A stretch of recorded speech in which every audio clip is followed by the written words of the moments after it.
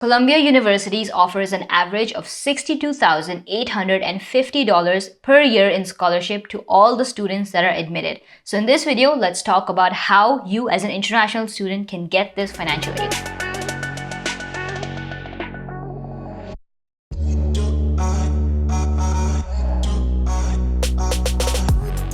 Alright people, so it's episode number 5 of the Road to Success series, and today we are talking about Columbia University, which is located in New York City. And if you guys haven't heard about it, Times Square and Kal Ho Na Ho, all of those movies were shot on like iconic bridges, and it's super populated, very crowded, big rats. That's pretty much a nutshell of what I have for you guys in New York City. But other than that, on a more serious note, it is a city that has almost all of the industries that you can think of. So from a student's perspective, studying in such a big city, from like co-ops to internships, everything is like at your reach. So today, Columbia University, an Ivy League college, we're going to break down everything for undergrad students, master's students, and PhDs, from the admission process to how the scholarships work and how much scholarship you can expect to receive. Before we get into the video, I want to talk about some stats and do a bit of a reality check. So I was looking at the acceptance rate for Columbia University, and I noticed that a few years ago, the acceptance rate was like hovering between 6 and 7%, which is, expectable of like Ivy League college. And just last year, for the fall 2021 admits, it dropped down to just 3%. I looked at the number of students that were applying, and just every year, the number of students that actually apply to Columbia is increasing rapidly. The number of students that are being accepted is just going way down. So just in terms of competitions, you guys have to really work hard on your college profiles and making sure that you stand out from your competition if you want to get accepted into Columbia. And since you guys landed up on this video, let's drop a like, because the information that's about to come your way is going to clear up half of your doubts and probably give you a good path forward for Columbia University. Now, studying at Columbia University can cost you roughly $86,000 per year as an international student. A large chunk of this amount would go to your tuition fee. Then the next biggest expense that you can expect to have is like living expenses. When I was doing research for this university, the financial aid aspect is one of the best that I've ever seen in any college in the US. Now, Columbia University clearly states that if your family income is less than $150,000 per year, which is equivalent to roughly 1.2 crore rupees, you can attend Columbia for free. Now, the average aid that is awarded to international students is $66,350 per year, and this is in the form of a grant, which means that it's not a loan and you don't need to repay it. So it's basically a need-based financial aid. Now, a lot of people have this question on what the whole scholarship or a grant like this includes.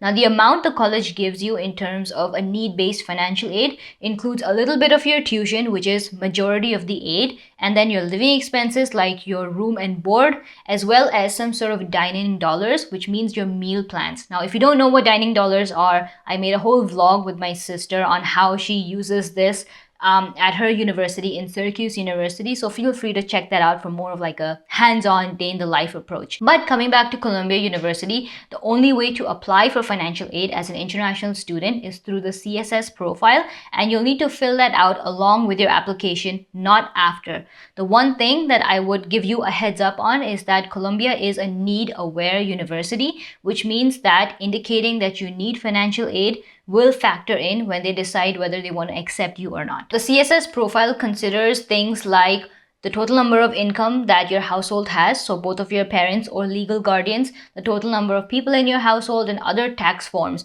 And there are a lot of like different pages where you have to fill in these details. And I've made a whole step-by-step walkthrough video for you guys to check out. But even then, the whole process can be very, very intimidating. And given that it's such an important piece of application which determines how much financial aid you'll get eventually, and it's also used in all of the other colleges. If you guys are interested, you guys can check out the scholarship consult at incognitoblueprints.com, where a mentor would actually sit down with you through a live Zoom call, no online recorded sessions or group session, just one-on-one, someone who's done this process before, and help you and guide you through the entire process and answer any questions you guys have regarding the CSS profile. Now, as international students, since you guys will be using the CSS profile to submit your financial aid request application, remember that the CSS profile opens this year on October 1st, and especially for Columbia University, the deadline to submit your CSS profile is February 15th, 2023. So make sure you get it in before then. Now, unlike a lot of the colleges and majority of the ones that I have seen, Columbia University actually does provide a CSS profile fee waiver even for international students. You guys have to send in a request to the admissions office, and your request can look something like this. It's like a free template that you guys can use, just feel free to modify this according to your personal needs, because we don't want hundreds of students emailing them with the same thing. But they will consider your request, look into your situation, and potentially give you a waiver for the $25 or $16 for the CSS profile. Now, coming to financial aid for graduate students like masters and PhDs, you guys would mostly rely on things like TAs or RAs, and this kind of aid comes in the form of a stipend or fellowship that your department gives. Now, the amount isn't like specified directly on the Columbia website, because this might vary from department to department, but honestly, the amount is sufficient to cover majority of your tuition fee. And if I had to ballpark a number, I would say anywhere between $20,000 to $40,000 per year is something that you can expect in the form of aid. All right, now that we have the financial aid application out of the way, let's talk about what the admission and the application process is for Columbia, because let's face it, you need to first be one among the 3% of the students that are accepted before you can actually get the aid.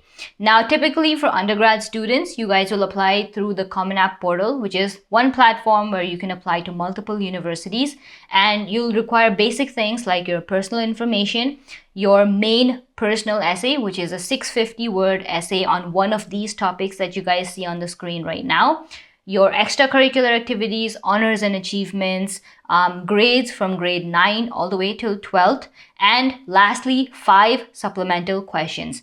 Now, I specifically checked that these supplemental questions were active for this year, and as you guys can probably tell, they're very personal, they make you think, and lastly, they're not giving you enough words to actually expand on your answer. And they do this purposely because what they want to see is, can you consolidate everything that you're thinking and everything you want to tell them into 100 or a 250 word limit that they're giving you. It shows your creative writing skills. It also shows how you are effectively able to communicate what you're thinking to someone who's reading on the other side. Now, apart from all of these things, you will require a mid-year report, a final year report, and a counselor report. All of these 3 things, basically, they're more for like 12th grade students. A lot of students have this question that if I'm in 12th standard right now, how can I get my 12th marks? So your mid-year and your final year reports are basically like teacher evaluations that give like a prediction of how much you're expected to get. A counselor report is equivalent to maybe like a principal writing a report for you if you don't have a counselor in your school. Now, the other thing is you will require 2 letters of recommendations. So you can typically ask this from like maybe like a science or a math teacher, or maybe a class teacher or an English teacher. Now, for this particular year, Columbia has waived the SAT and ACT requirements, so you guys don't have to write that exam. Like, wow. That stress has been taken away. And lastly, once you want to actually submit your application, you have to pay an $85 application fee. Now, if you guys are interested in knowing how you can save on this $85, you guys can check out the application fee waiver template at incognitoblueprints.com, where you get a template on a step-by-step guide on how you can save the application fee for all of the colleges that you're applying to, not just Columbia. So that's something that's been really useful to a lot of students, and it can potentially help you save like $1,000 if you're applying to 10 colleges. So definitely check that out. Now, coming to the deadlines, Columbia has 2 deadlines this year. The first deadline is an early decision deadline for November 1st, and the second deadline is January 1st for the regular decision. Now, the early decision deadline is a binding decision, and for those of you guys that don't know what this means, out of all of the colleges that you apply to, let's say you apply to 10, you can apply to early decision to only 1 college. Now, what this means is if you get into your ED college, you have to say yes to them, which means that the decision is binding.